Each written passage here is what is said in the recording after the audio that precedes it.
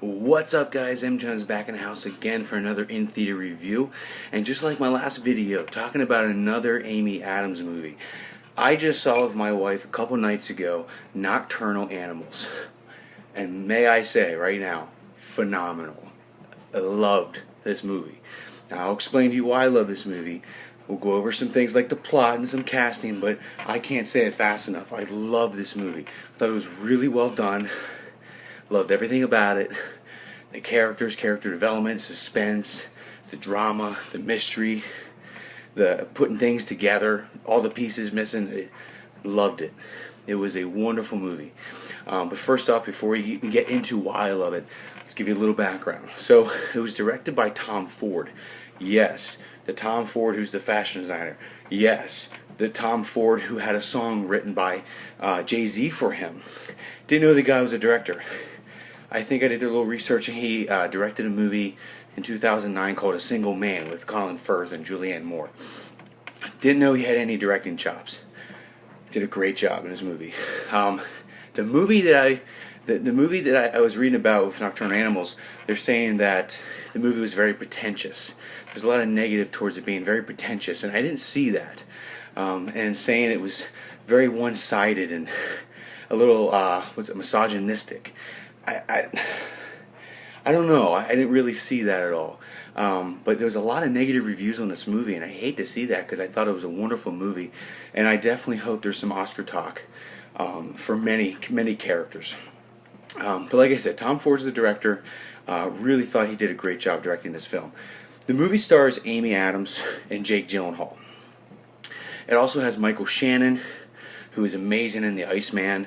It also has Aaron Taylor Johnson, who's one of my favorite underrated actors. This guy gets no love whatsoever. He's like 25 years old. He's married to like a 40-year-old something woman. They have like 4 girls. They have 4 daughters. It's like, Jesus. But he's so good. He's amazing in the movie Kick-Ass. He's Nowhere Boy about John Lennon. I just love Aaron Taylor Johnson. I think he's so good as an actor. So underrated, so underappreciated. Also in it was, I'm trying to think, Isla Fisher was in it for a little bit. She had a very, very small but cool role. Armie Hammer, one of my least favorite actors, he was in it. We'll get to that in a second. And then there was some like cameo spots, like Michael Sheen was in it. Laura Linney was in it. Jenna Malone. Jenna Malone was the girl that was in the movie Life as a House, the one that makes out with Kevin Kline. But anyway, let me get to the whole point of the movie. So, Amy Adams plays a woman named Susan, and she was married prior to her current marriage to Armie Hammer. And she was married back in the past to Jake Gyllenhaal, who was I guess a failing writer. And I guess she kind of lost hope and patience with him, with his career in writing and journalism. Well, I guess they were dating for, they were married for a little bit, and they divorced, and she left him for Armie Hammer. So I guess there was a little bit of resentment built up from Jake Gyllenhaal to her, because it looked like Jake Gyllenhaal really loved her in parts of the movie. And so anyway, he decides to write a book called Nocturnal Animals. Don't want to invest too much on why it's called that. You'll see it when you see the movie.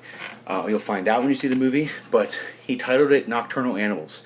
And in the book, the very beginning, it says for Susan. So it was written out of respect towards her, you would think. But the movie was cool because it goes back and forth between Susan's current life with this Armie Hammer guy, and you find out if he's a good guy or not a good guy. And the movie goes back and forth of her present time to her reading the book.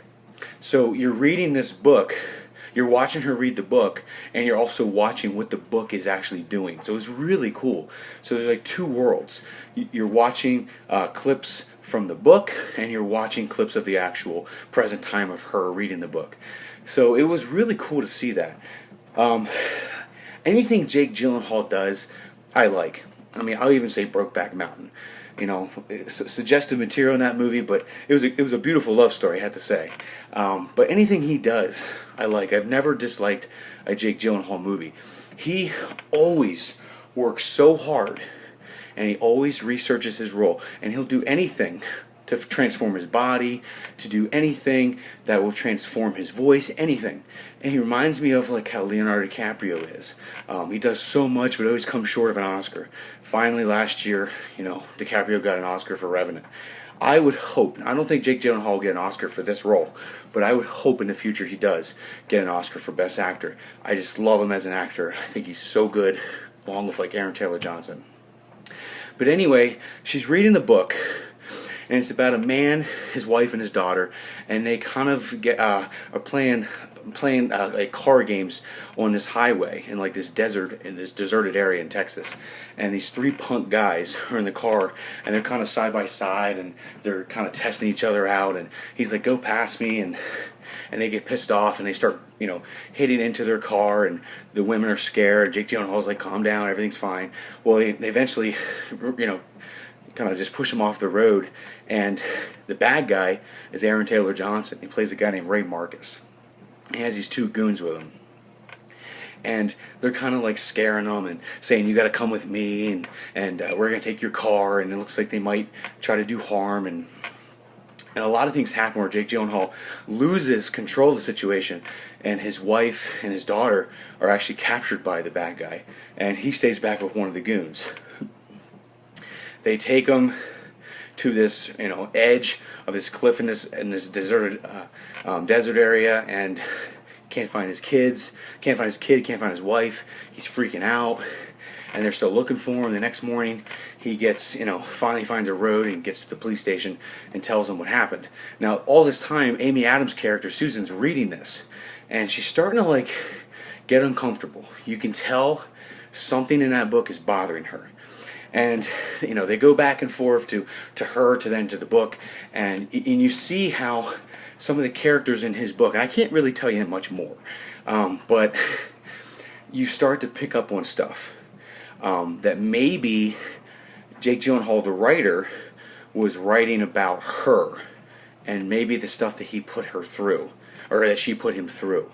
And you start to pick up on things, and you start to pick up on characters in the book that relate to the people in real life.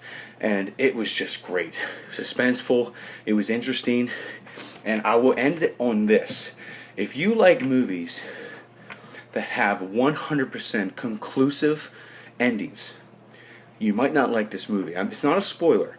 I'm just telling you right now, don't expect for the white picket fence and everyone's happy and everyone's this and that. I'm not saying it's not a happy ending or a bad ending. I'm just saying that don't expect a 100% conclusive finish. Do not expect that. Sometimes movies are really great when you can interpret it yourself. And that's what I'll tell you to be prepared for. It's not spoiling anything, okay? I'm not telling you anything that's happening. But just don't expect for a perfect ending. It's something that you might have to invest some time in. But, man, I love this movie. I probably will watch it again. It's one of those Oscar movies that you could watch over and over.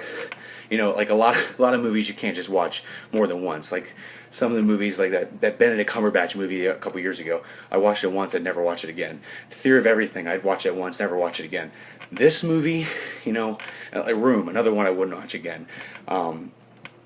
This movie I would watch over and over. It was really good, and I can't say enough about it. I really hope this movie gets some Oscar talk because it was really that good. But I hope you watch it.